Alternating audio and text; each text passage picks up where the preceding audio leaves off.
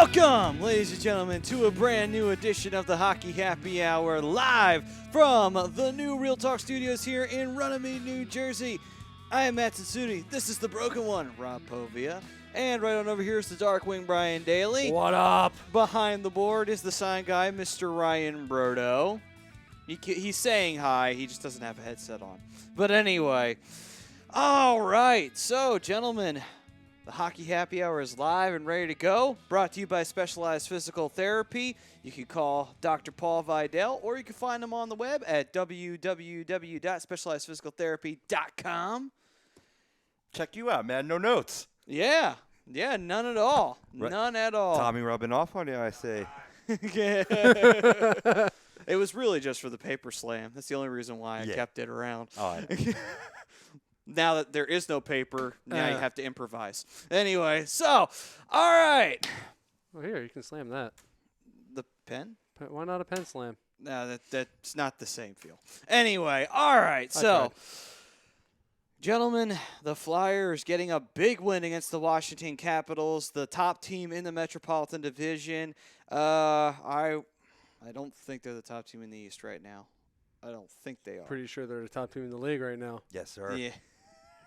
They didn't play like it, though, last night. No, they didn't. Anyway, yeah, so Flyers got a big win there, defending home turf again as usual, and they needed to get this win so bad after one of the worst road trips I think I've ever seen from a team in Flyers history. We just finished off a decade, and I don't really recall a road trip as bad as the road trip I saw.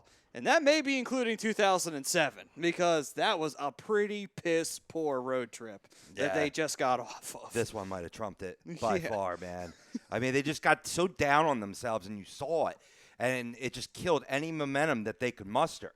Yet when they come at home, they get that fire. They play with that energy. So take it from a lesson. Play angry.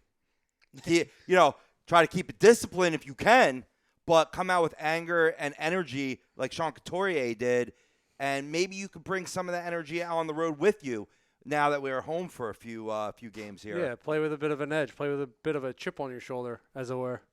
Yeah, so it was a big win, though, for the Flyers against the Washington Capitals. They did get the win. What was the score again? Was it 3-2, 4-3? What was the score again? I think it was 3-2. 3-2. Thank you, Brian. I forgot all about the damn score. Anyway, on the Hayes Shorty. Yeah. Can I tell you, that was a nice Should have goal. been 4-2 though. Coots missing a wide open net, and this is just after I just saw a video where he's like breaking ice with his hard ass shot, accuracy and things like that. NHL.com put out.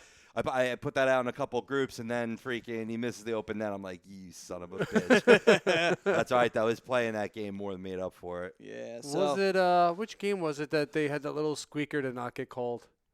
Was that against the Capitals, or was that the night before against Carolina? I think it might have been Carolina. I think so. What do you mean squeaker? Puck got called dead without actually being covered, and it squeaked through. Oh, yeah. It was Carolina. Okay. I just wanted to make sure. Yes, so sir. with that, so Flyers getting that win against Washington, and all coming off of that really bad road trip. And I will say, out of what I've been seeing right now, and thank God that I've only seen this in the first half, there's a little trend that's been picking up for the Flyers. They're a bad road team, but they're really good at home. And the reason why I'm saying that is because when we went on the original road trip that, this all starts from, was that 3-game road trip where we got no wins, and we came back and we absolutely took it all out on the Buffalo Sabres, which was nice to see. They lost to the Winnipeg Jets, they lost to the Minnesota Wild, and they lost to the who was the other team they lost to? They lost to a third team, and I forget who the fuck they were. Wasn't Arizona, because that was this past road trip. Minnesota, Winnipeg. I want to feel like it was another Canadian team, and I'm blanking on them. Edmonton? I think it was Edmonton. No, I don't think they played Edmonton yet. Oh. It was somebody. Well, I'll have to look up. God damn it. But anyway, point is, they had a 3-game road trip, and it was terrible. They got no points on it, lost all the games in regulation. They come back, and they did a great job at home. They go back on the road, and yes, this is a much longer road trip, and you do expect them to lose a few games here because it's a very long road trip. We're talking going all the way across the West Coast. Then they got to come across and play a couple more games, finish it off on a road game in Raleigh, and then play the next day. Avalanche, thank you. That's who they lost to. But anyway. I remember that game, too, where they were playing. I mean, Avalanche had an incredible season, fast skating team, one of the best in the West. And they were playing with them for a while, but it's those road woes, they crept up. This is what's going to lead into this. It's that during that road trip, they faced 3 teams that are most likely playoff contenders, or at least 2 of them that will probably finish off in the playoffs, if not all 3. Then you have the issue of, okay, now you're going on the road trip against teams that are not doing too well in terms of they're lower in the standings. Take advantage of them. Get 2 points. It's not going to be easy, but get 2 points. That's your goal. Even if you have to give them a point, it doesn't matter. They're in the West. Who the fuck cares if you win it in overtime? They can deal with whatever amount of points they get there. Just get the 2 points. Walk away with the 2, yeah. Yeah, and the problem is that they couldn't do that. And then they faced the better teams, and they didn't do well against them either. And it's like it was an awful fucking thing to watch. We won 1 whole game out of that entire affair, ironically against you guys. Ironically, out of all of the games we had, it was against you that we won, and it wasn't overtime too. It wasn't a regulation win. And then we lose all the other games in regulation, and we lost in overtime against Carolina. Well, it's not a surprise to me, though. This team does not play up to the lesser teams. And that's what you got on this road trip. I mean, everybody wants to bash them for being poor on the road, and they are. I mean, you can just see the level of play is just not up to snuff to what we're seeing at home. But being 4 games under 500 is not, horrid. You could get that record back up to 500. We're not even at the midway point of the season. Yeah, and I agree with you on that. But my biggest concern is it doesn't matter when you get to the playoffs. And here's the reason why. Yes, it's a whole different animal to an extent. But at the same time, though, if you have some bad trends that you don't break and you have some old habits that you don't fix, and they're bad habits, we're most likely, if we get to the playoffs, we're starting on the road. We're not going to have home ice against anybody. So it's if we can't get good on the road, which luckily we have the whole second half to fix this problem, thank God. If that trend doesn't get fixed, we're either starting in the Nassau Coliseum against one of the better home teams in the NHL, or we're facing off with Washington, and you don't want to deal with them, or Boston, and you don't want to face either one of those teams at home either. So it's pick your poison. Either you fix your problems on the road, and you may have a better shot, or you don't fix your road problems, and you're fucked. It's just as simple as that. Again, they have the whole second half to fix it, so I'm not too worried about it, but I do see the trend that's building up here that they're not doing too well on the road, and they need to get better on the road. That's what they need to fix going into the second half. Well, here's my thing, especially when they're playing on, referring to the Flyers on the road, is they always get off to a slow start on the road. And even when they get the first goal like they did in Vegas, they always find some way to let teams back in. Yeah. And especially against Vegas, sloppy play, bad turnovers, they all lead the goals. Yeah. Especially against tough teams like that. Mm-hmm. And a way to do that is to get that first goal and not let up. And I think that's something they've been doing a lot of, is letting up and letting teams get back in. And you saw that against Vegas. I think you saw that against Carolina. You saw that a little bit last night against Washington. Not only let them get in, or stem the tide. No, letting them take off and giving up the most goals in the NHL in the first period. Yeah, and I think they're up to 50 at this point. So best example is the Vegas game. I'm going to go back to the Vegas game. You let them come in the first period and score, what was it, 4-1 at the end of the first period? You're digging yourself a hole that you probably aren't going to get yourself back out of. And if you do, kudos to you. Now, it wasn't as bad. The final score wound up being 5-4. But at the same time, you're not doing yourself any favors by playing from behind from the get-go. Essentially from the first half of the first period. You're giving up 3 goals. You're down 2 goals at the halfway point of the first period. You're not doing yourself.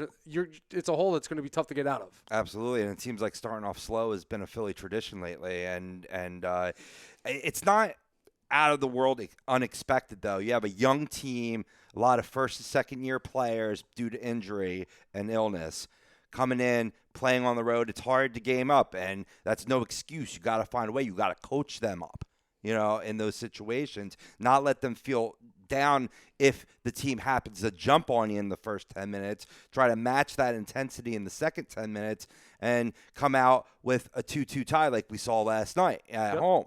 If you get that type of production on the road, that's why, and we'll go into this later in the show, that, another piece might be nice and is going to be needed in a division that's arguably the best in the NHL. And that's the beauty about this sport. All the divisions are good. There's no bad division. No, not in the NHL. There isn't. But yeah, I mean, maybe we're seeing a little differently, agreeing that a piece is needed, right? But maybe disagreeing where. Yeah, we'll get into that. Which, by the way, that is the Twitter poll question that you can answer for an agree to disagree. Do the Flyers need to add a forward? We are getting closer and closer to the trade deadline. The All-Star break is right around the corner. And Travis Konechny, congratulations, by the way, for being your very first time as an All-Star in the NHL. Did you see the jerseys? Yeah, they're kind of hideous. They're weird looking. I like the dark ones. The white ones I'm not a real big fan of. I mean, I some think of they're them, kind of weird looking. I think it's kind of, some of them look cool with this specific team. Yes. But they're not, they don't. It looked like nothing special. It's like they took like a Winter Classic St. Louis Blues jersey, because it is in St. Louis, and they just said, we'll put all the team logos on it and just make it one color. I'm like, that may work for some teams like your team, but I don't know if it's going to necessarily work for the rest of the league. I mean, some work. The Flyers didn't look bad. Anaheim's didn't look terrible. Some of them looked hideous. I thought the Avalanche's one looked pretty good. But the design itself is just, I don't like it. That St. Louis flavor. But still, thank they you got some good barbecue out there, though. Yeah, they do. But still, thank you for beating Boston in the Stanley Cup. But anyway, so all right. So yes, out of everything that I've been seeing though from the Flyers is that at least the one thing that didn't go away from them was their resilience. You know, that's the one thing that, it's tough when you go on a road trip like that and you get absolutely smacked and you only get 3 points out of that entire road trip, which was 5 games long. Right. That's a fail by every stretch of the imagination. Capital F-A-I-L, fail. In terms of a team playing and team performance, you only got 3 points out of the whole thing. But luckily enough, the resiliency is still there. They still build themselves back up. They come back. They get a big win at home. They keep defending home turf. And that's really, it's been their strong point. It's just been being able to return home and build back up their momentum. Now, the thing they need to fix is, can they keep that momentum going on the road? And that's what they need to do moving forward here. Well, first things first. I mean, this is a tough stretch of schedule. It was. So don't look, you know what I mean? Don't even forget about the road. Worry about the next game right now. Yeah. I believe they'll be playing the Tampa Bay Lightning this weekend. Yes. So, I mean, it's going to be a strong, a game that you're going to have to get up and match their offensive production. True. And they're a team that can come out and immediately put a 2-spot, 3-spot on you if they're feeling it that night. Although Tampa's been having a weird year this year. They've had issues, which is kind of weird when you think about it. But then again, they can't beat Columbus. So anyway, go on. So I'm jumping back on the road here real quick, and I brought this up to you off mic. I'm gonna throw this thought out there. So coming off New Year's, right? Probably partying with your family, your friends, so on and so forth. Then you have to go immediately out to the West Coast, and you start. Where do they start? San Jose? Yeah. Yes. That's a long 2-week stretch. So here's kind of how I want to have you guys imagine it. All right. So imagine going on a vacation with your family, right? And I get it. It's gonna be a little different point of view, but you go away for a week, right? By the end of the week, you're probably tired. You want to go home. You want to go sleep in your own bed. Get back to your regular life a little bit. Get some home cooking, sure. Get some home cooking. Imagine doing that for 2 weeks, but having to work the entire time. So you're going from hotel to airport to a bus terminal maybe. Sleeping in hotel room after hotel room after hotel for 2 weeks straight. You're going to be exhausted. And that's true. And again, when you go on a long stretch like this, you expect them to lose a couple of games, maybe 3. They may lose half of the games. But the fact that you only got 3 points, the fact that you only won 1 game, the fact that you only got 1 point because you lost an OTL, it's like I'm sorry, as much as I understand that side of it, and I get it, the human body is the human body. It can only take so much, and you are going to get tired. It's like still no excuse. It's like you still have to make the most of the, and you got to try and your get job. as many points. Your job is to game up, get ready to go, Right. make it happen. If you lose 3 and you win 3, all right, it's a tough stretch. I'll let it slide, but you only won 1. And you only won 1 barely. Let's just put it to you that way. Anaheim was still all over the Flyers at one point, and they could have won that game. They barely got it when on a breakaway from Kevin Hayes. That's it. And then you lose in an OTL in Carolina in a game you should have won. So it's like, I'm sorry, you're not going to get any sympathy from me because you failed. You just flat out failed as a team on this road trip. And you cannot make excuses for yourself. And you shouldn't make excuses for yourself. To say that, it was just a tough road trip. It's like, no. The fact remains, you lost a lot of games, and you're lucky it's the first half and it's not clutch time, because if it was, those points are going to come back and bite you in the ass big time. You have a chance to make up for it, but think about that for a second. If this was reversed and this was the second half, you may have just fucked yourself out of the playoffs. Right. And I hear your point, Brian, and you're not necessarily wrong. You know what I mean? It does take a toll on you, right? Well, I side with Maddie here a little bit. It's your job. You got to game up. You got to overcome those obstacles on the road. Now, you look at this team historically, they've gotten 2 wins in San Jose since 1999. 2 wins. Now granted, not going out there too often, but just like in any sport, east to west takes its toll. So I hear what you're saying. You got to find a way to overcome that, both on the players on the ice and the coaching staff. Some of the lineup combinations during that road trip had me scratching my head. I was like, I know you got to try different things. I get it, but try some other different things than you're doing right now. I mean, you got to take this away too. This is the longest losing stretch the Flyers have had all year. So that's got to say something. They haven't lost 4 games all season long, right? Up until this point, right? So great point to point out. That is a good point. Yes. Don't jump off the ledge quite yet. Right. Exactly. Yeah. I mean, every team's going to go through stretches like this where you're just not going to play well, and the Flyers is now. But the thing of it is, though, in such a tight, knit contest that is the Metropolitan Division, they went from 3rd in the division down to 5th, and almost 6th with a creeping up Columbus Blue Jackets. So, it's like you can't have too many of those over the course of the season and expect it. Because, Maddie, to your point before, you're saying that they may start off on the road, right? They're in contention enough where before this losing streak, sitting at 3rd place, where you could creep up even closer to those Capitals and get a home series in the first round.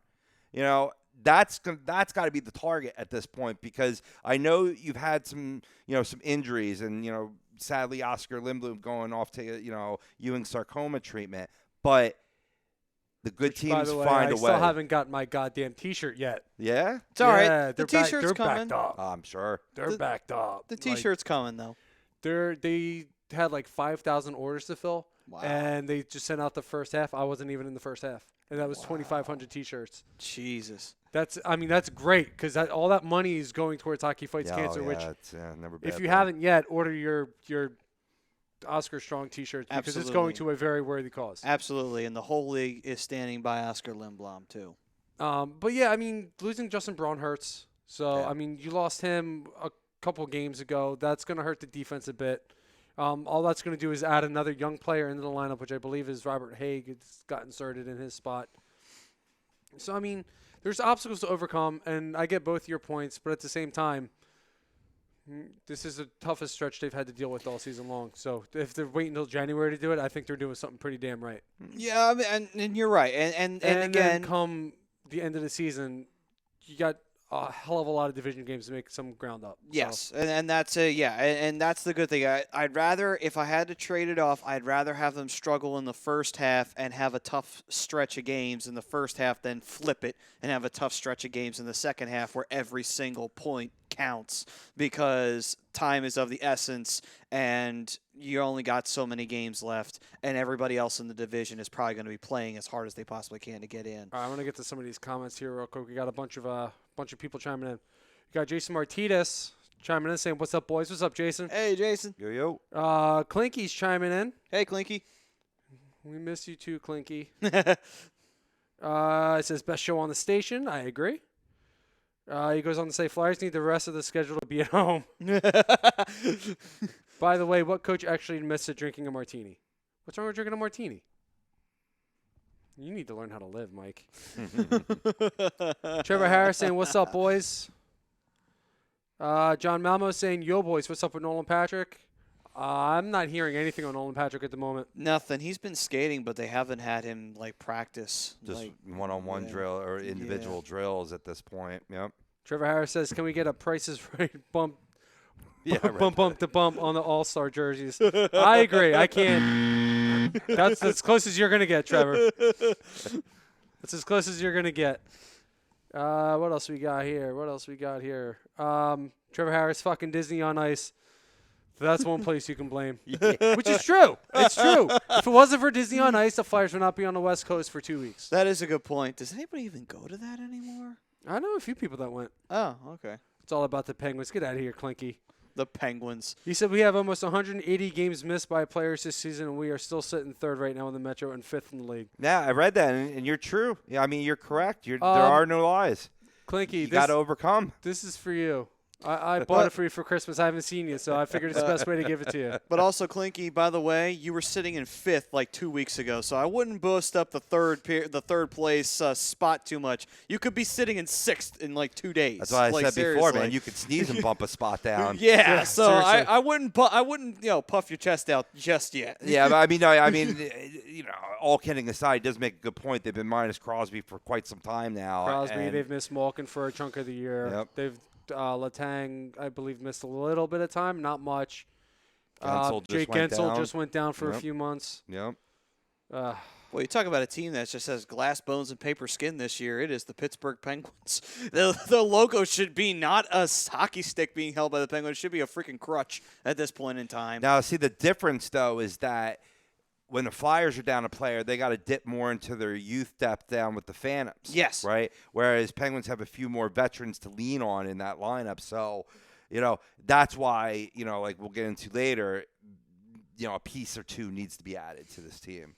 Like I said, we may or may not agree on what that piece is, but we'll get there. We'll address it. Trevor wants to know, does the Hockey Happy Hour have any AV martinis on the menu tonight?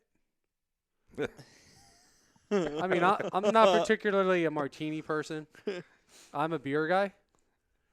I've never Plenty of beer on the menu. See, I never really partaked in the martinis. I've only ever whiskey and beer is good enough for me. I don't really need the martinis. That's the fancy stuff, If I do drink a martini, I got to have the pinky up, though. Oh, yeah. I mean, it's class. It's a classy drink. So, when in doubt, yeah, pinky out, Yeah. Whiskey. Well, I mean, James Bond drinks it. You just got to get a vodka martini, shaken, not stirred. Yeah. I saw, Were you just trying to Elaine fit get that in? some brushback for that comment. You understand? I mean, he's from a different, slightly different culture here too, or whatever. yeah. Right? Older gentleman, you know what I mean? That's what's classy. You know what I mean? Well, he's also French Canadian, so it's a little bit more of that classy side of things. Right. A 5-star quality. If it ain't 5-star quality, then it is an AV quality. Just ask James Wilder, man. It's all about class. Yeah. Up in the Canada. Well, his class is Canadian, I know. Klinkoff says everybody except for 4 players has missed a game this year. He also goes on to say, hey, have fun messing, boys. Fun messing with you. Have a good show tonight. Thanks, Clinky. Hey, I mean, I brought that up as I heard some it too. rationale there in terms of injury, but that's not why. That's not the culprit. You have young players playing on the road, getting down by 2 or 3 goals in the first period, and putting their fucking tail between their legs. Yeah. That's what's happening. Yeah. Instead of getting mad, getting angry, firing back. I mean, you saw that a little bit in Vegas, but it's kind of hard to overcome a 3 or 4 goal deficit. You saw it more in Carolina, and you definitely saw it last night. But you're right. I mean, it's like I said earlier in the show. They get in the deficit. They get themselves in a hole that they can't exactly get themselves out of. Right. Yeah. And it's tough, especially when you're going down multiple goals early in the first period. And it takes the fire out of you. And it's a trend that happens with young teams. I mean, the young teams you have, it's easy to rattle a young team. If you can get on a young team early, it's very, very easy to rattle their cage and make them feel like, oh shit, we're screwed. We have no way of building. We're down 3-0. How the hell are we supposed to come back from that? Like we're done. that's when it's the job of AV and the coaching staff and the veterans in the locker room. Like And the Drew- captain. And Yes, the captain, Drew, and Voracek. Some blame you needs to be laid in Yeah. there. Absolutely. Guys like Oh, yeah. Justin Braun and There's plenty Matt of blame to be- Niskanen, these are guys who have to step up and say, guys, we're not out of this game. It's like we had a terrible period. We'll come back out, we'll kick their ass, and we'll tie it back up. That's what you have to calm the young guys down, and that's their job, as the staff of the coaching and as the veterans in that locker room. That's weird. What? I switched over to something real quick, and I switched back. That's not us. Swear to God, I didn't do it. That might just be my phone, but I'm pretty sure that's the Sports Hounds for Monday. Greg, what are you doing in here? It's like, come on, man. Brakeman's here, too. What's going on? Brakeman? Well, Brakeman, what we've are you always doing wanted to here? have guests on the Hockey Happy Hour. Might as well be fellow A2Ders. Steph Hoover says a dirty martini is really strong, though. I mean, if you're going to drink it, do it right. Oh, yeah. That's right. Sounds like fun. Trevor Harrison wants to know, so where do you see Lavi going next since he got fired by the Predators?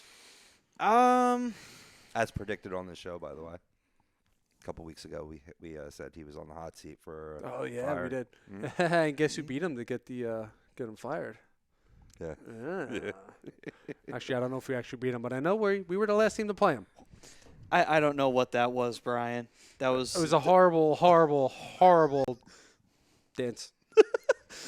Or attempted dance, I should say. kind of remind me of Crash Bandicoot. But anyway, so Well deserved. I would say where I see Lavi going, I'm thinking about what teams really need a shakeup right now in terms of like they need to literally get a shakeup in their system. Like it's that bad. Because that's usually the teams that Lavi usually winds up in. Devils have an interim coach, I believe, still. I believe Nashville replaced him with John Hines. John Hines, yeah. So John Hines is off the market. We know that. Devils, I believe, are going to rock with who they have for now, but that doesn't mean that Laviolette won't wind up there.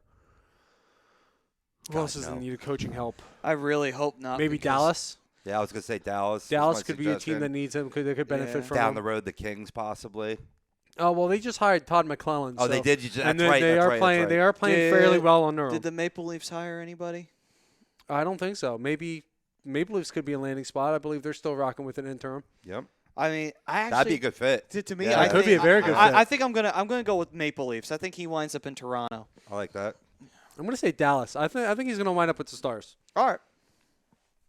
I Which think after actually that would be after the head coach they just had, they need a little bit of structure, and I think that's a lot of what Laviolette brings. Yeah, he's a little bit of a hard ass, but he brings a lot of structure, Oh, absolutely. and that's something I think that the Dallas organization has been missing. We know they're a good team. They have a great roster. I just think structure is Yeah. the one thing that they've been missing, and I That- think you're going to get that with Lavi. That's why I was saying it's like it's a team that really does need a kick in the ass because it's a team that you know has talent but something's missing here, and that's why the Flyers, when they got him, they turned the corner and they actually started competing when they hired Laviolette, because when we started with John Stevens it really wasn't going well because Stevens was still at a new role. And then we got Laviolette, and things changed immediately, and it got so much better with the Flyers, just literally overnight. I think, Trevor wants to know, what about the possibility of Seattle? And I think, I continue to overlook Seattle because they're not in the league yet. That is true. They will be here next season. And because there's not really much coming out about them, I tend to overlook them a little bit more than I don't know, maybe you guys. Mean, it's not a bad option to start your team off with Laviolette. I mean, Talk about structure that's that's a needed, very yeah. good structure for a team that would be a bunch of guys. If they do another expansion draft, which they would, it would be a bunch of guys that are coming from a bunch of different teams and are from a different system. It's not a bad way to get them organized into one fit unit to have there in Seattle with Lavi. I could see that happening. I could totally see Seattle going on it.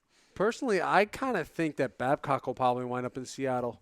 I think in order for, and I'm not saying that this isn't going to be an issue because obviously it worked out in Las Vegas, and it's going to work out in Seattle because Seattle's a fairly decent sports town, especially when the teams are playing well. A guy like Babcock's going to sell tickets. Yeah, that's a good point. That's true. Yeah. That It's is just going to true. give it's going to give them that extra. I think it's going to give the organization and the fan base an extra push. Be like, oh, depending on the players we bring in, Babcock is a head coach who can. He's a championship head coach. He's won the Stanley Cup at least once, Babcock has won. and he's won one with Detroit. I know that. He did one. Oh yeah, that's it. That is the only one he won. I forgot they went to 2 in a row, but they didn't win one. That's right. Sorry. And you're gonna have your players buy into Babcock's system because he's a coach who has a trend of winning. Yeah. And coming right out of the gate, I think that could be huge. But all this description fits Laviolette, too. No, I realize that, but it's just and Lavi does have a cup. he does. I mean, it's really apples to apples, I guess. True. No. I mean, But the appeal there could be more Babcock. And also, too, you've seen Laviolette jump from job to job. He might take some time away from coaching for a little bit. Could. He I don't did, know yeah. if there's been any reports on, what his prospects are, what his interests are. But Not that I've seen. But it just again, happened, really. I mean, he did take some time off after he got fired from Carolina, and then he wound up in Philly. So, I mean, I know Babcock's taken some time off. I don't think he's been addressed by any team about taking over any coaching jobs. there's options out there for Seattle at this time. More than there was for Las Vegas, because when Vegas came in, there really wasn't that many coaches that were looking for gigs at that point. So they kind of just rolled with what they had. It worked out for them, really, because they almost won a cup out of it. But, still, it's not a bad situation to have two guys who are available that have won Stanley Cups available to you. So No, absolutely. But yeah, I think that is more intrigue with Babcock going to Seattle versus Laviolette. But again, it's apples to apples, and either guy is going to benefit greatly from going to Seattle, I think. yeah, and both guys have taken teams to the Stanley Cup Finals. They've won and lost it, so it's possibilities are there. if they're able to draft like the Vegas Knights did in the expansion draft. Ooh, I forgot about that. could be This is tough. this is another good option. Trevor says, "What about Peter Laviolette to the Sharks?" Yeah, It's I not like a that. bad option for them. I'm actually hearing who was just recently their head coach? Was it Peter DeBoer? Yeah, it was Peter DeBoer. There is rumors of Peter DeBoer going back to the Sharks. Yeah. I heard. Oh, I think I heard the rumor backwards. I think they said he might wind up back with the Devils. Oh, that's what I meant. That's what I thought you said. That. Okay, so that does open up the Sharks for at least Laviolette, maybe even Babcock, depending on again what they want to do as far as the rest of the season goes. Especially if if it's like a Sharks team that's not exactly in contending mode. Right. Yeah, they're kind of going to have to retool, which a lot of all the California said teams tool. really have to kind of all the California teams kind of have to do that pretty much. Well, the Kings just have to rebuild, but We have a lot of work to do. But the Ducks, really, they have talent there, so they just kind of have to retool it. And then as for the Sharks, they do too. They just need to retool it. Whereas the Kings, they need to blow it up. They absolutely need to blow it up. Actually, I think the hoping Kings, they do. The Kings aren't in terrible shape. I still think their defense is pretty good, and obviously Jonathan Quick is still a fairly good goaltender. They need to find some form of offensive support for Anze Kopitar. And he's been one of those guys throughout his entire career that's played the game the right way, and he's gotten the dividends paid to him. He had a beautiful goal the other night against the Stars. I watched the first period of that game, and the Kings don't look terrible. They just need to give him some offensive support. Defense is, again, not terrible. You still got Drew Doughty. Alec Martinez is still out there. Some other young players. Jonathan Quick is he's still good. What?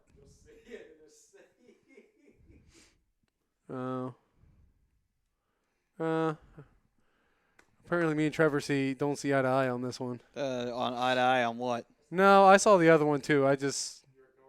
Not ignoring it. I just not reading it yet. What the hell's going on? Because not everybody knows the story. Oh man, Trevor's trolling us now. Damn. No, Trevor's not trolling us. Not when you're here for every show. Steph just wants to make sure we all parked in the right spot. That's all.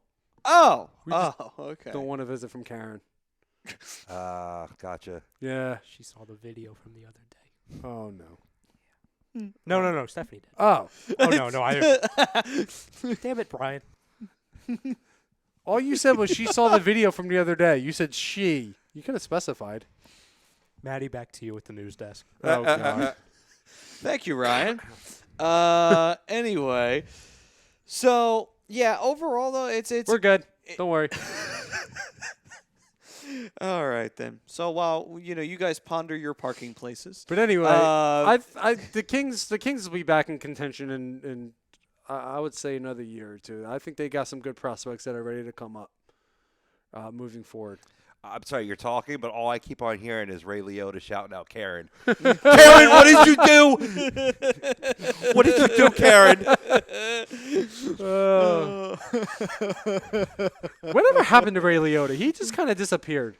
I'll check. he made a shit ton of money, and I guess he just said, "Fuck it, I don't want to He's act." doing no more." Chantex commercials. That's what he's doing. Oh, Actually, yeah, yeah, he you're is. right. He was. Ray Liotta, who was born with a cigarette in his mouth, is doing Chantex commercials. This is where I'll come and tell. And he was always born to play a mobster. In almost Definition of everything irony. he plays in. Definition of irony. Have you ever seen Ray Liotta in a movie that he's not a gangster in? Ray Liotta movies. I'll tell you. I'm going to be Yeah. kind of embarrassed to say this, but B movie. No, there's a classic one. Field of Dreams. That was, yep. Oh yeah. Oh, I He forgot. was Shoeless Shoeless Joe. Joe Jackson. Yeah. Oh, shit, I forgot he was in that, to be honest with you. But B while movie. ago. B movie's another one that he was in that he didn't play a gangster. He actually played himself. In the B movie? Yeah. Nice. Yeah. You don't remember what I'm talking about? No, do I you? didn't see it. Is it an animated movie? I Yeah, it was a pretty bad animated movie starring Jerry He was in Seinfeld. Muppets Most Wanted. thought- Oh. Was he really? It's here. I It's on believe Google, you. so it must be true. Okay, then. Never deny the plausibility of the internet. Hang on, we have a great question. Sure. Trevor says, Brian, are you a fan of the orange Anaheim Ducks jersey? No, I am not. I think it's too bright and vibrant. They did so much wrong with it. They did. I'm I still don't waiting like for it. the great question. You know,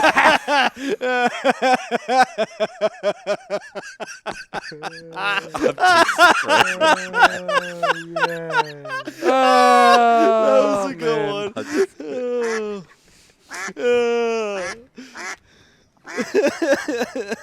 But I agree with you, though. No, it's Well, there's that.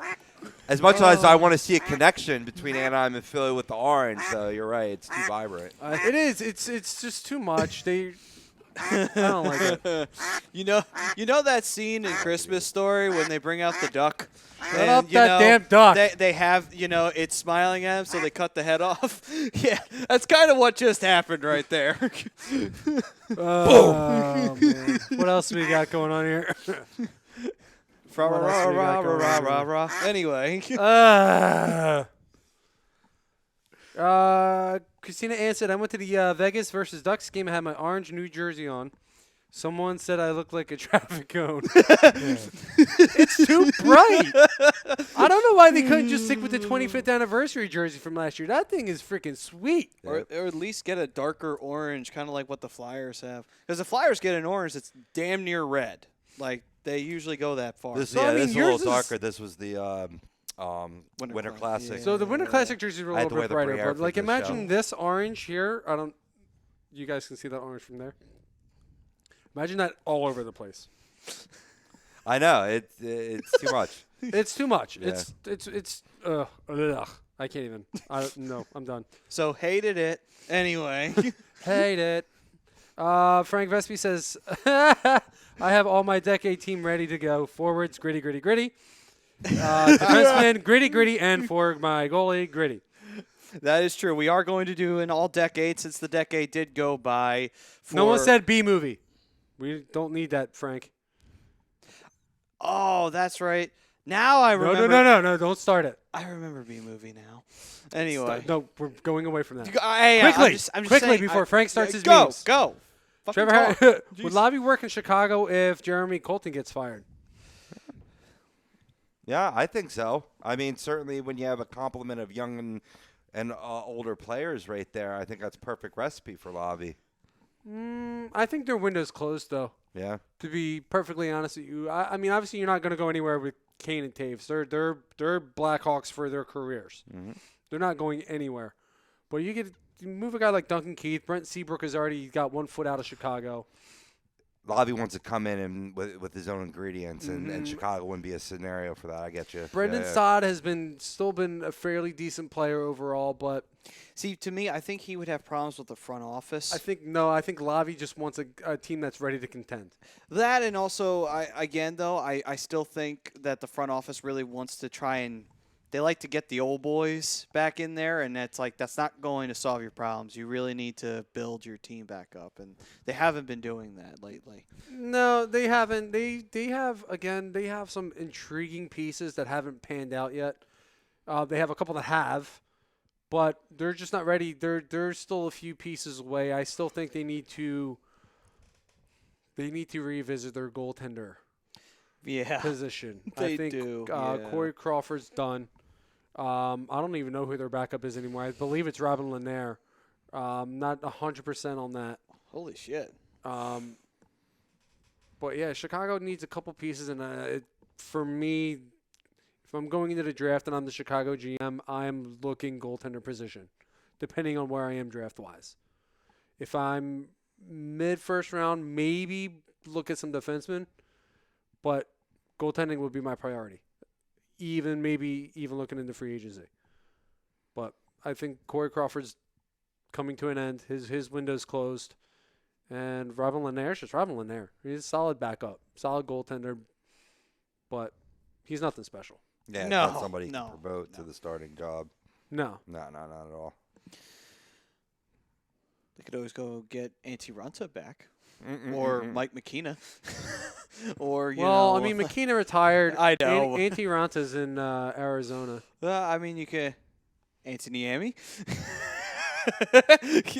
Do you think he's got a contract in Europe? I think he's playing over there now. I wouldn't be surprised because he wasn't doing well in the NHL. He's got a cup. Yeah, but again, he left Chicago and went downhill from there. Yeah, pretty much. He got beat out by Niedermacky in San Jose for the starting spot. That's pretty bad. But anyway. Was that same year or I thought that was after? That was the following year after he left Chicago. And he was in San Jose, and they were thinking he was a starter. Then Niedermacky beat him out for the starting position. Well, I just know he disappeared. Yeah, that Colin Delilah kid, Trevor, he's going to be good.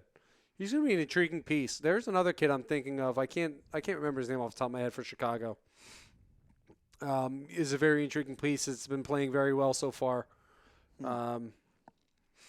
Where's number 77? I can't think of the kid's name. Me neither.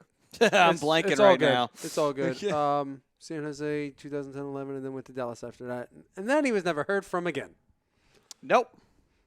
Referring to Anthony Niemi. Yep, that's for sure. He fell behind Kirby Dotch. That's his name.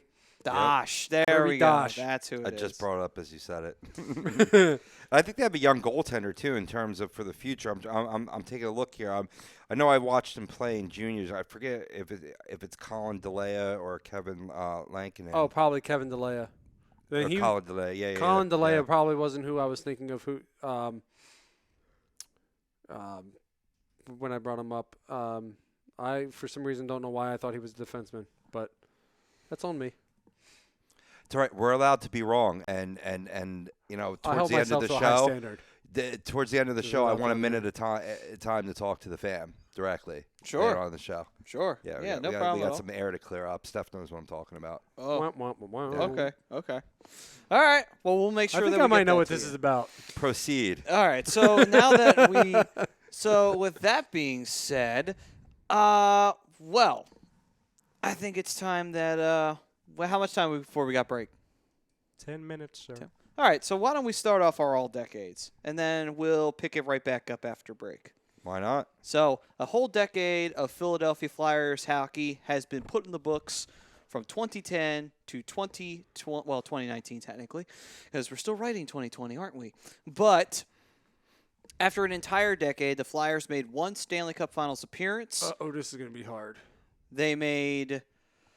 Unfortunately, they lost. And then after that, they got beat in the semifinals, and they've been off and on ever since. So it's been a pretty bad year, a pretty rough decade to be a Flyers fan. Start off real well. Yeah, it started just fine, and then it went downhill pretty quickly. One Peter Laviolette firing later. And with that, we come to an end of this weird period of transition from being a team that was all about getting guys that could beat you up and trying to win now and getting veterans like Chris Pronger who weren't at the end of their career, but they were getting to the end of their career. And then we were, trying to piecemeal it together to go win a Stanley Cup, to now transitioning into what Ron Hextall was trying to set up here and succeeded in doing, is being a team that was drafting young, getting younger, focusing on the draft, and not necessarily trying to win now, but trying to become a contender in the future that we're starting to see pay dividends this current season. With that, gentlemen, we now dive into our all-decades team. You guys excited? I've been excited all day. I got up early to I put together 4 lines. Nice. 4 lines of players, 3 sets of defensemen, a goaltender, and a backup is who I have. Oh, I didn't go that far. You're here to critique as the Ducks fan, as the outside source. I mean, familiar with the Philadelphia organization. I'm fairly familiar with the organization. Yes. My time frames are a little fuzzy. It is fuzzy. I had to think back. I actually had to look back. I was like, was that the end of the first decade of the new millennia, or did that and I tried to pick guys that at least played like a season or two. I swear, there's a magnet in my shoes for these damn wires. You got that animal magnetism. Rawr. That sounded so gay. That's so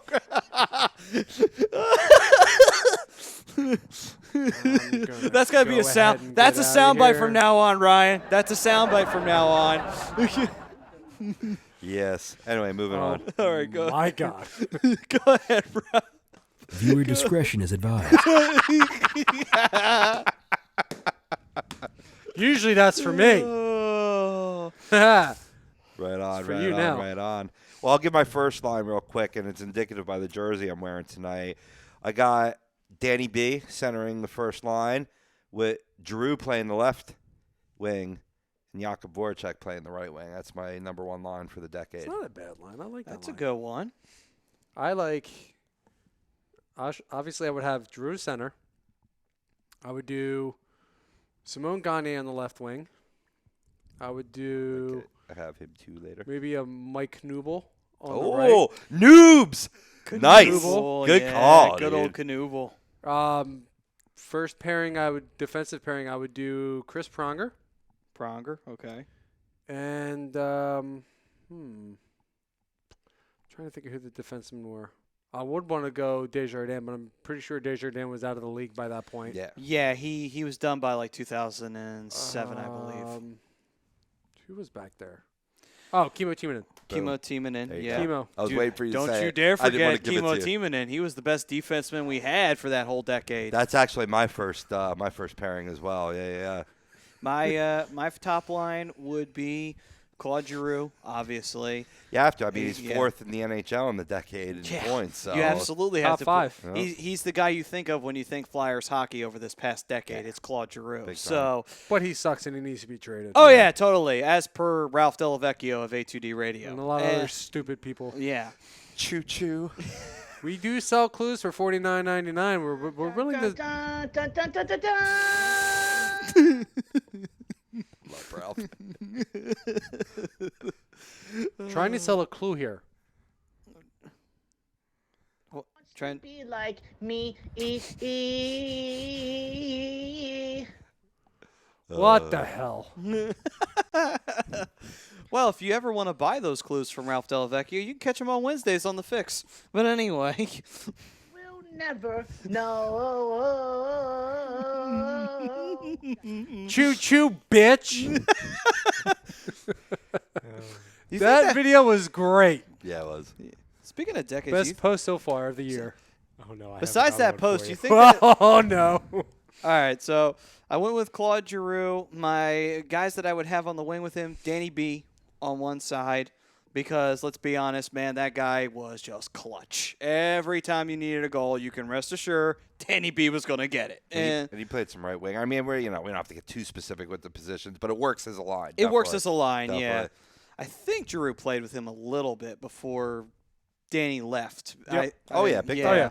Yeah. And then I So, actually, believe it or not, I would 2012, 2013, I think was the last season for B. Then he went to Colorado, I believe. 2013, I think it was. Yeah. No, it was 2012. No, it was 2013 because we missed the playoffs. That's why. Yep, that's right. Okay, never mind. All right. Now the next guy on the line. This is going to be weird because he only played a season with Philly, but I did it because he played so well with Giroux. Yager. I knew it. Yeah. You have to put him on. I have him as an Yeah. honorable He's on mention. everybody's all-decade team. Yeah. He has to be. He's on every single team that ever had him in this past decade, which would be the Flyers, the Devils, the Stars.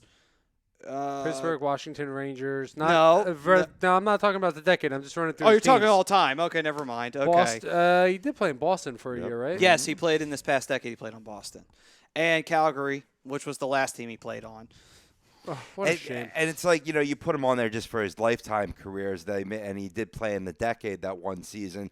But as a Flyer, not really outstanding. I think it was like 16 goals, 32 assists. But when I look back at those stats, I was surprised it wasn't more for the amount of impact he made on the Flyers while a Flyer. Well, I mean, you also got to think of it this way. That was his first year back in the NHL and Right. trying to get back from KHL or KHL. Was it and, KHL? he played in the KHL KHL. to the NHL. I mean, yeah, you can always compare. Like the games are similar, but they're still different at the same time. Well, By the way, fam, fire out your players for the Yeah. decade, too. But- We'll read them off. but the reason why is because when Giroux was still kind of developing and he was kind of turning into something and you knew he was going to become a big star, you didn't know when he was going to do it. But by God, if Yager did not pull the best out of him, like Yeah, seriously, yeah. because Yager works so well with Giroux. That's why I would just He put works him. well with all the stars that he played with. he He did, made yeah. everybody around him better. Yes, that's signs of a great player right there, you know? One of the guys on my second line, he definitely helped maturate him. Yes, absolutely. So, so I put that as my top line. And, yes, also, Yager is kind of like one of my favorite players of all time. So, yes, I'm a little selfish in this, but you know what? It's an all-decade team. Fuck you. You All can right. express your opinion. It doesn't have to be factual. I think I'm feeding the fire for later. But Yeah. anyway. Warm it up. All right, so with that being said. I just didn't want to do it too early in the show. Because no, we got I got you. We have a full docket. Sorry. Calm down. We'll get to it. All right. We'll go. All right, second line. My second line, the player I was referring to, Scotty Hartnell. Scotty Hart. You know, definitely played well with Yog. So I got him on my second line with Coots centering and the Wayne Train on the right wing. All right, I'm good with that.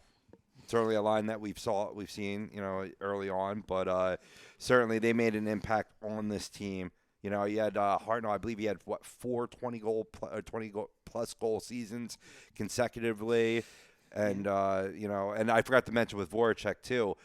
He passed Rick McLeish for all-time assists on the Flyers. So, Wow. People put down, Jakob. He prides himself on being a playmaker. Well, the proof's in the pudding with that stat. Yeah, absolutely. I've been saying this for a couple of years now. He's not a scorer. He's a playmaker. He's going to pass the puck. He's one of the best passers on the team. Right.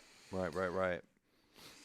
right. So second line, I would go Jeff Carter on the left wing, Like it.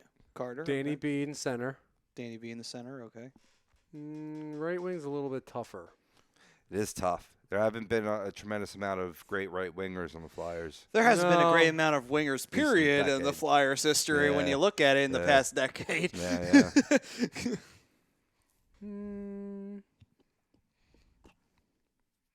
Right wing, I would go. Yeah, maybe I'll go with Scott Hartnell on the right wing. All right, then.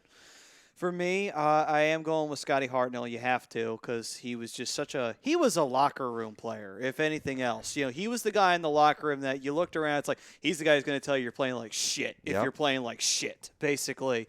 Hold people That's accountable. Yeah. I mean, he's a great teammate, great supporting. He'll be the first one to grab a hold of a player that just, check the shit out of his teammate. You love him as a teammate. You hate playing against him. Oh, hell yeah. And I then, enjoy listening to him as an analyst too. He's turned into quite a commentator on NHL Network. Is he on NHL? I was about to ask where he's And I didn't see that. Usually he's on NHL now. Nice. something about the Flyers always having guys who would go on to become really great analysts. Have you ever noticed that? Like, a lot of ex-Flyers always go on to become analysts, you know? More so than most teams. But anyway. A lot of talkers. Yeah, a lot of Go talking. figure. I mean, Mike Rupp is another good one. Scott Stevens is actually a really good analyst on NHL Network. I don't know if you've gotten a chance to hear him break games down, but I try to avoid Scott Stevens. But anyway. Marty Biron's pretty good as well. He's actually a better commentator than he is analyst. And then I would say just to finish up my second line, in the center, I would have give me a moment because the center is a tough spot to pick because there's a lot. Yeah, that's bountiful. On the wing, I would also put Gagne down here. I should put him on the top, but I'm going to put him on the second. But I have him down on the third, but I mean, you have to, single-handedly for what he did in that Bruins series in 2010. Not only that, too, he was like the best young player the Flyers had in the previous decade before this past one, because this was during a time where the Flyers were just wheeling and dealing. They weren't really trying to, foster young talent. Gagne was the only one that they kept out of all of them. He was the one they kept. And he was the most talented, I would think, out of all of them, to be honest with you. It's just a shame he couldn't win a cup. Yeah, well, no. Sorry, he did. He won it in the Kings. Never mind. Anyway. That's right. Almost forgot. Almost forgot about that. But anyway, in the center, I know he did trail off after he left Philly, but I did like him as the captain, Mike Richards. Yeah. I liked him because he was another guy that's just like, you know what, if you needed to light a fire, Richards would light a fire real quick. And to me, I actually didn't mind him as a captain. Yeah, did he like to do a little bit of the extracurriculars? Yeah, he did. Little nose candy, never hurt no one. Yeah, but you know what? It's like, hey, as long as he was scoring goals and keeping our team competitive in the playoffs, I could give two shits what he did in his free time. Him and Jeff Carter can go and bang all the strippers in Philly for all I care. I didn't care at all. Hey, if the Cowboys can get away with it, then why the fuck can't the Flyers, for fuck's sake? Yeah, I'm fine with the strippers. It's when they go after other teammates' wives. That's what the problem. Shouldn't talk about Eric Lindros like that. We have a problem. I didn't. No, it was Brendan. It was Brendan Moore slept with Lindros. Yeah, it's Brendan Moore. Yeah, Never that mind. was My that. bad. It was Hot Rod. My bad. But I thought wasn't there a connection between what was it? Was it Jeff Carter and Ronick's wife? Was it? Oh, you know what? Maybe there. I think. Maybe. I don't know. could All be I wrong. know I is think there it's Jeremy Roenick. I kind of miss him on the NBC Sports Network. Did Yeah. you? Oh yeah, you heard about all the stuff he said that got him fired. It's like Suspended. He Suspended, hasn't been all right. officially fired yet. it's gonna happen though. But it's like wait a minute. I read the shit he was saying. I'm like, are you high? Like, did you just take a gigantic snort of coke before you went on this thing? Dude, if I worked with Catherine Tappan, I'd be trying to get a threesome every night. I'd be doing the same exact thing. I mean, it's not like he said anything really terrible. No, he he just said that didn't, he but would have a threesome with Karen Tappan and his wife. And it was funny because then he said about Pat. And the funny part is that he says about Patrick Sharp, he's like, I would have to think twice before. And I was thinking, like, I was crying laughing because the funny part is he played with him when he was a Flyer, too, which was even funnier. Sharp is a pretty man. He is. He's a good-looking devil there. But man. that's got to make her feel uncomfortable. That is definitely, I think, suspension very justified. But anyway, Oh, absolutely. yeah. Oh, all right. But anyway, so I did get the wrap-up signal from good old Brodo over there. So we're going to go to break. When we come back, we'll finish up our all-decades team. And after that, I think we'll go through what's coming up. And, of course, we will also have the live scoring update. In case you lost track of that, Brian. I'm sure you didn't. Nope. Don't forget, talking buyer sellers. Mhm. Which position do we need to fill? Absolutely. And we'll also have the air cleared for a minute. That will be on the other side here on the Hockey Happy Hour, brought to you by Specialized Physical Therapy. But also, if you are a gambling degenerate out there, you can go to ATS Sports Pick and get yourself 20% off your first purchase with the promo code A2D. Promo code A2D. ATSSportsPick.com. Go win yourself some damn money and just bet safe. Don't bet on a Philly team. It's a safe bet there. Don't bet on the Eagles. Don't ever bet on the Eagles. Anyway, all right, guys. We'll see you on the other side.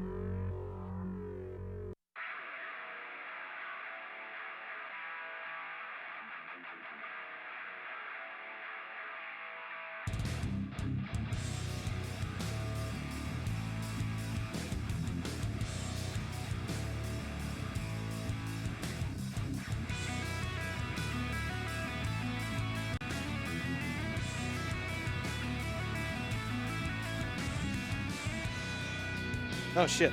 Welcome back, ladies and gentlemen, to the Hockey Happy Hour, live here from the Real Talk Studios in Runnymede, New Jersey. What's up, Ralph? Or me. No, it's Ralph. It's definitely Ralph. It's Ralph. All right. I am Matt Tsutsuni, along with the broken one, Mr. Rob Povia. Delete! And on over here, the Dark Wing, Brian Daly, What up? wearing the very fitting black Anaheim Ducks jersey, the home jersey. My Hampusland home jersey. And behind the board is the sign guy that you just heard a moment ago, Mr. Ryan Barodo. Hello. With an exquisite, gritty hoodie. It's Yes, very warm, too. it it is. It's like a blanket, but it's not. It's I'm very envious of that. I'm not going to lie. It's But- like a blanket, but it's a hoodie. And it's not like a blanket at all, because it's not. It's a snuggle. Yes. Remember those stupid things. Anyway, yes. I didn't get a Snuggie. They gave me one. It was like a third-party one. It was called a Jenny. I swear to God. I swear to God. It's called the Jenny. I'm like, why? What happened to the Snuggie? Oh, no, the Jenny's better. Why? Because it's $20 cheaper?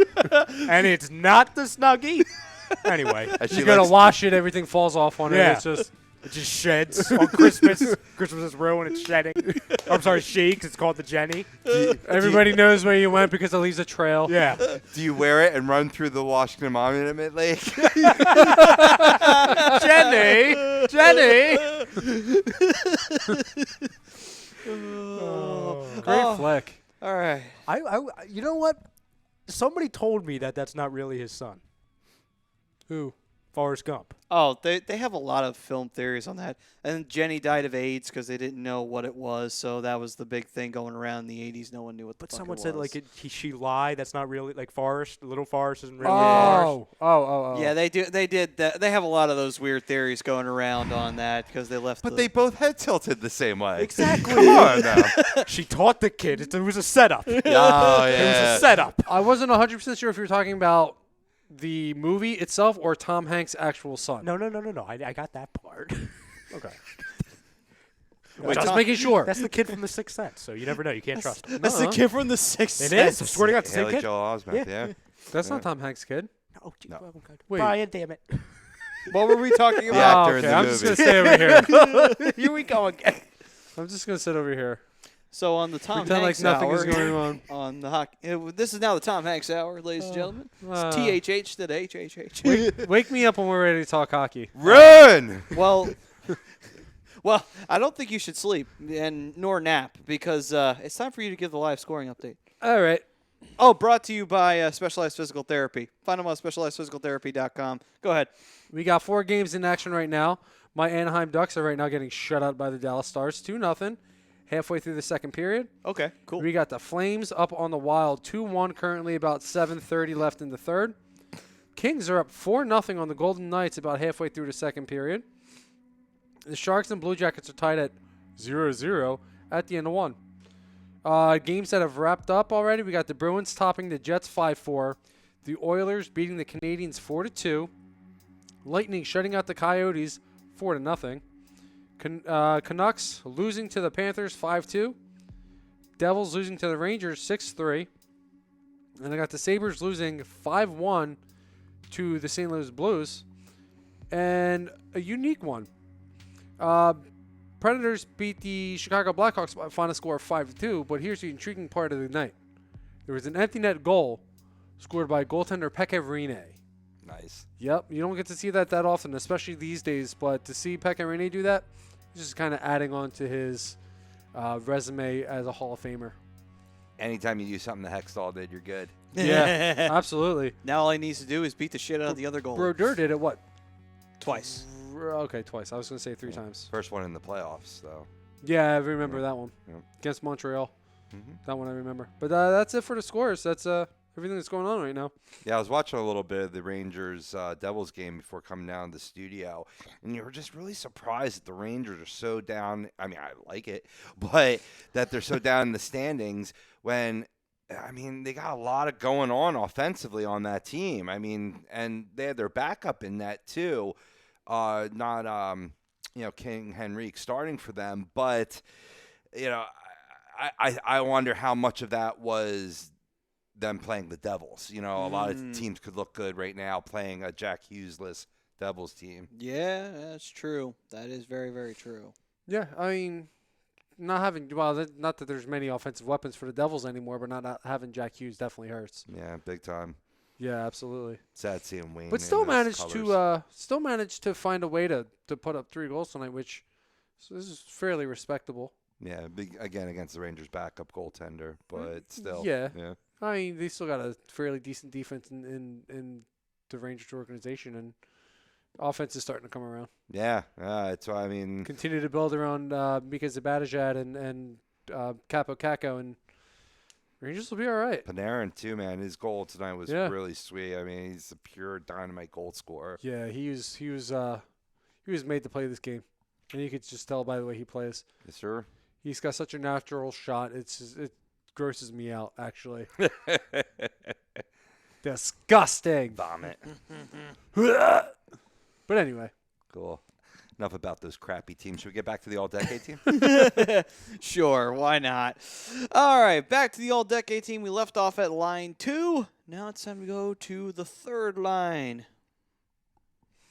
Robbie. I'll start off. A couple names that were already mentioned before on the other side. I got Simone Gagne playing left wing purely for starting off the decade properly, helping the Flyers with one of the greatest comebacks in NHL history, down 3-0 to the Bruins. He scored the game-winning goal, I believe, in Game 7. I think he did. Yes, he did score the go-ahead goal. Yes. Got to check with Maddie when I say Stiggs. Danny, I was thinking Danny Briere, but Danny scored the tying goal. That's what it was. Yes. All right. Yes, absolutely. I got Richie centering the line, and I'm going to put Travis Konechny up on this all-decade team. You know, certainly, really in a lot of respects carrying the Flyers this year with his goal scoring. You know, certainly we saw when he was out of the lineup, the detriment that it did to the team, and just a pure goal scorer. He creeps in on my third line. no, absolutely. He's on my third line as well. He's my third line left winger. At Voracek, I got on the right side. Center, I don't really want to go with Mike Richards, but I can't really think of anybody that's been really stands out that's been better over the last decade. I mean, you could argue Sean Couturier, especially over the last couple of years. He's been lights out. He's been everything that they wanted him to be when they drafted him. But I don't know. Richie had an impact on this team when he was here. I mean, you didn't see it much in L.A. You didn't see it after he left and went to Washington. I'll just go with Richie and save Coots for the fourth line. Okay. All right, then. For me, I'm going to go with starting off with my third line, Jeff Carter. And then in the center position, I'm going to go Couturier. And then I actually did put Konechny down here as well.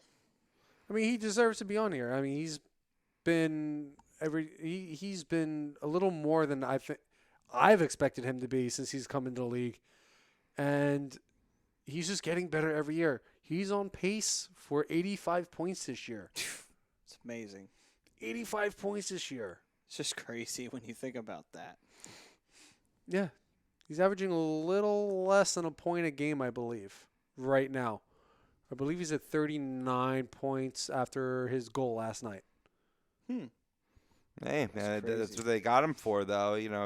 Drafted him to be a goal-scoring winger on this team. That's what he's been. I mean, and he brings that scrappy level of play. He's definitely, chippy, getting underneath people's skin, getting the other team off their game. That's another big asset that he brings. Kind of reminds me a little bit of Mike Richards, but more offensive upside. Right.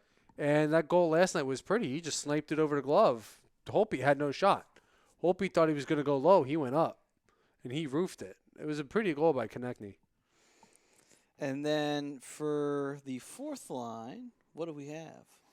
For my fourth line, I'm going JVR on the left. Two stints within the decade. Certainly coming up as a young pup and coming back to the team. Jeff Carter centering the fourth line. And one of my favorite Flyers, especially of the second half of this decade, and very just under the radar unless you are a Flyers fan, it's Michael Raffl. Wow. Oh, yeah. He Okay, just does yeah. everything. He's a strong power forward on the ice. Really makes some of the better moves and finishes when he gets the opportunity. A lot of times playing on the third and fourth line, he doesn't get as much time on ice as some of the top six. But I think what he's contributed to this team, consistency, as well as being able to play all 3 forward positions when people have been out of the lineup, that's why he makes the team and narrowly made it above Yager, who I have as an honorable mention. I just felt that, he had a little bit more, he had more years during the decade, obviously, to Yager's one. And now for me, my fourth line, I rolled with. I did put Voracek down here because I realized, I forgot to put him on the team. Yeah. So I put Voracek down here. No respect. Yeah, that I will admit. But to be fair, I did put Yager on the top. I would have swapped those two out, but just because, I have to put Yager at the top line. I feel like that's too disrespectful to Yager. But anyways, and then on to... It's all right. This decade team rolls all 4 lines. Yeah. We're good. We're Yeah. good. And then next up on the list, I actually put Braden Shen here. Yeah? I didn't think Braden Shen played bad here. Did he truly come into his own in Philly? No. He did that more in St. Louis. He was But- more of a power play specialist while working when he was with the Flyers. He didn't do much 5-on-5, but when they got on the power play, that's when you really saw Braden Shen shine. Absolutely.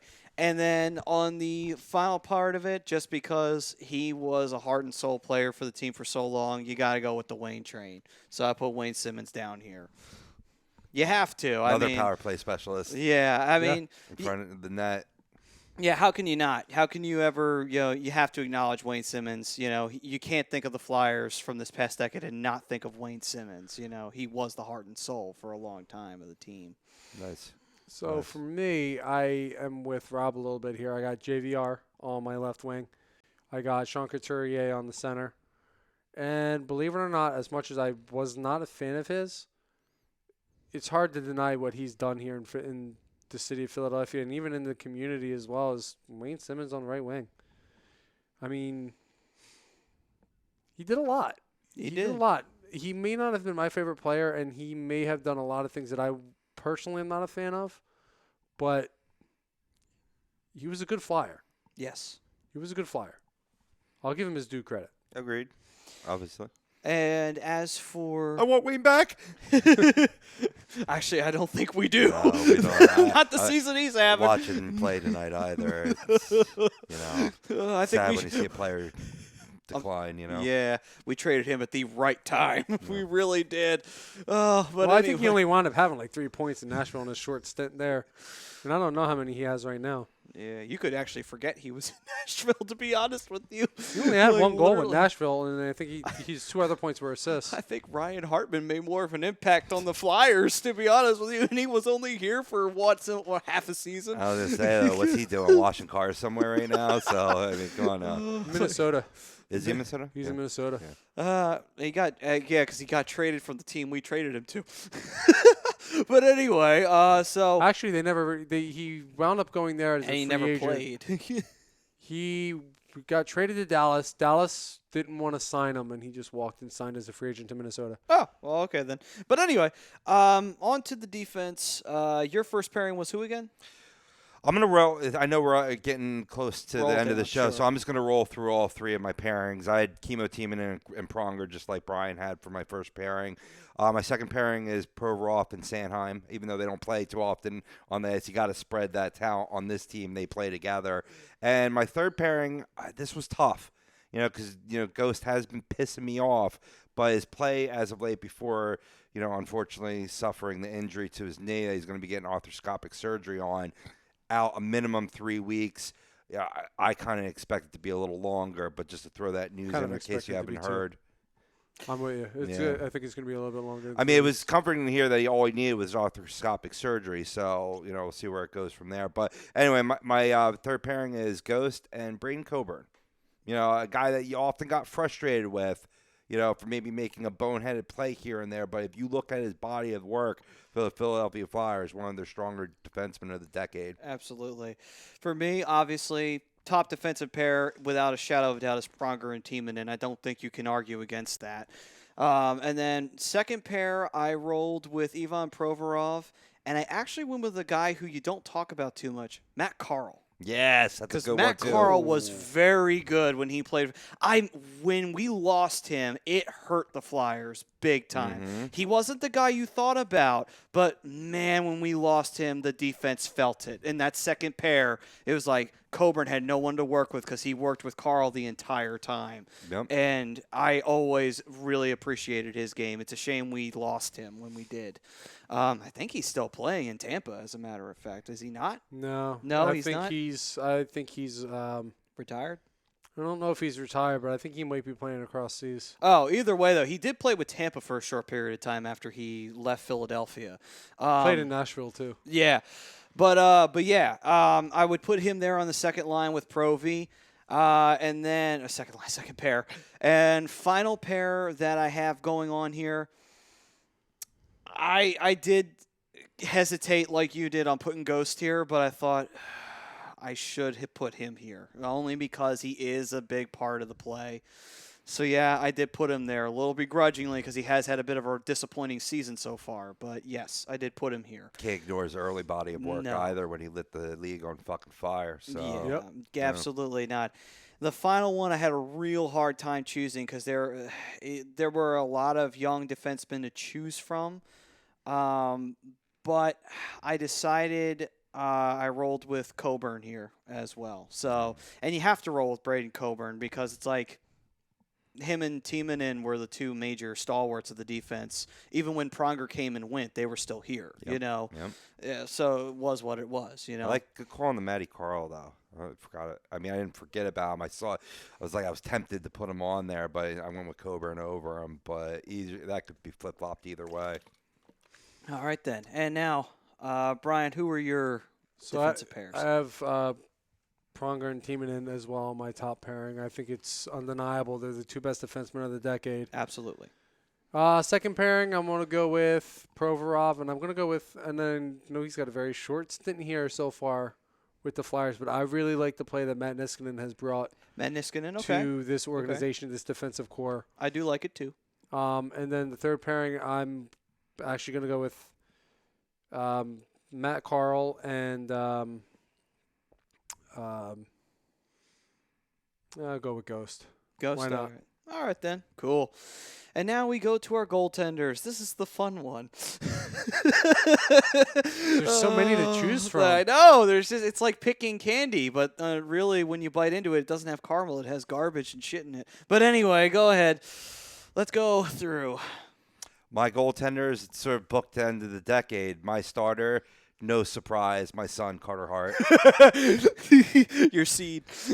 I mean, best goaltender that this organization had since Sergei Bobrovsky, who could have made this list as well. He just didn't. For me, didn't play enough, and I'm still bitter over them dishing him. But I think our most talented, certainly Carter Hart, and my backup, one of the best backups that's ever been for the Philadelphia Flyers, and that's Brian Boucher. Ah, there we go. A little Bouch love there. I like it. Starting off the decade with a sweet shootout save to send the Flyers to the playoffs, and bit ado. Going to The Stanley Cup final that year. Magical little run that we had. Little pixie dust on, that took us there. Wasn't enough to win it, though. But anyway, go on. For me, I'm going to get a little shit for this one. What? You're going Briz, That's aren't you? exactly God damn where it, I'm you're going. going Briz. Huge, ginormous. Oh, you went with fucking Briz. I went with Briz. I had to. I mean, despite the contract and despite how Ryan, badly you he know played, what to do. Go ahead. I'm going to put the pressure on you. Oh my. I mean, he didn't play terrible here. He could have played a lot better, but he wasn't terrible. He never lived up to his contract. That was his only issue. All right, I will say this. It's not all his fault looking back on it. Our defense went to shit at the worst possible time, and he just happened to be the goalie during that time He period. picked Briz because he was originally a Duck. Yeah, that's I what know it you. was. It was that I duck in know there. Yeah, you. that's a good point. He's got his name on the cup. Just saying. As a backup, yes. He Doesn't does. matter. His name is still on the cup. All right. It's there Anyway. forever. It's the truth. All right. So with that, who's your backup? Oh, Carter Hart, for sure. All right. So You know, mine. playing like shit, and he still has a 2.61 goals against average. How How fucking terrible. Yeah, I would say. Only on the road, though. Yeah, only on the road. Anyway. Well, that's including his stats on the road. Oh, I know. Yeah. It's never mind. I'm not going to get into it. We don't have that much time Well, left. you got into an argument over this on somebody, didn't you? Nah. But anyway, all right. So I will. People are dumb. We're just gonna leave it at that. Well, enough talking about the flamboyantly energetic Philadelphia fan base that only shows up and throws bands on a playoff game. But anyway, so with that, we go to what? No, I'm The waiting for same you to, ones that threw the snowball at Santa. But anyway, so with that, we go to my goaltenders. And my starting one, I'm actually... I want to go with Mace. I loved Steve Mason. I really did love him when he played for the Flyers. Yeah, he had his moments. He had his real bad moments. But Statistically, probably the Yeah. best goaltender of the decade, yeah. Yeah, but goddamn, he was consistent, man. Yeah. Like, yeah, he had a bad game, but damn, if he did not go on stretches where you couldn't score on him, you Stone know? cold. Yeah, I loved Steve Mason back in the day, man. Who did not love Mace? Apparently, a lot of people. It's a shame his career ended the way it did. He wound up going to Yeah. Montreal, and then that was kind of it. Yeah, unfortunately, and I felt bad that I couldn't put Bush here because it would, to me, that's a great pairing. It just identifies the Flyers of the decade, Bush and Mason, right there. But I did put Hart here because, like, come on, we have to put Hart here somewhere, don't we? I mean, come on now. Now you guys both pick him as backup because he's so young and Yes. and He hasn't- still has a lot to Yeah, prove. Yeah, gotcha, and yeah. he only played a little bit of 18, and obviously he played a little bit of 19, but he'll be the all decade of this decade. Coming forward. Let's just put it to you this way. I mean, I put Matt Niskanen on my list. I think it's fine to put Carter Hart on the list. Niskanen has literally only been here for a cup of coffee. That's true. got the tail end last year. But I mean, hey, the thing that we all need to keep in mind, and I know I'm going to be a little bit supportive of my son here, but he's playing younger, and thanks to Hoover for pointing this out. I think it was Meltzer that posted all the classic goaltenders like Rene, Lundqvist, like over the years, he's playing at an age where they were still in the AHL and underneath or whatever. So, I mean, he's learning on the job in the Fire and still performing pretty adequately well. Oh, he definitely is. I mean, despite like some of the woes that he's going to go through, and he's going to go through them. He's 21 years old. I know. Yep. He just turned able to legally drink in the United States, although he's been able to for a while because he's Canadian. But anyway, Did he have a martini with? maybe AV and him had themselves a birthday I martini. mean, after that big win he had, absolutely. I would. I get the salt shaker and everything. Let's go. Martini this bitch up. Anyway, so with that's our all decades team. You have the floor, Mr. Povia, before we close this. Oh, sumbitch okay. out. We have time to do this. All right. We all right. do. Yes. All right. So I want to tell a little story here real quick, and I'll make it short, right? Even Gritty's agreeing with me. He just jumped off the table. He can't believe this, right? Oh. So, I didn't have anything to do with that. a lot of groups that we participate in, and this one particular group, I'm going to leave the name out for confidentiality, respect the person's confidentiality. So, let's just, for the sake of the story, let's call them bitch tits. Look, bitch tits. We are three guys that love the game of hockey. We have never claimed to be experts at hockey. We love hockey. We love talking about hockey. And we did pretty well with the podcast to the point where, we got signed here to do a show because of it. Because, we're more than welcome. So a lot of people like the show. A lot of people tune in every time. You want to come down to the studio? We could do that. Basically, that's all I have to say. All right, then.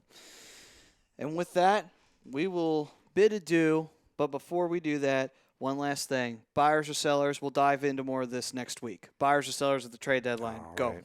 Buyers. Buyers.